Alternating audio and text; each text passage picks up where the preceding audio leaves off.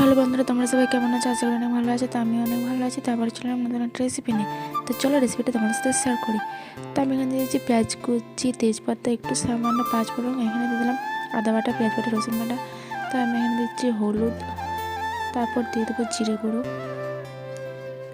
এরপর দেবো সামান্য মতন লঙ্কার গুঁড়ো, একটু জল দিয়ে সামান্য রাখার পর দিয়ে দেবো টমেটো। তারপরে একটু নাড়াচাড়া করার পর একটু তেল ভাব বেরিয়ে আসবে। তো আমি এখানে দিয়ে দেবো কলা মাজা।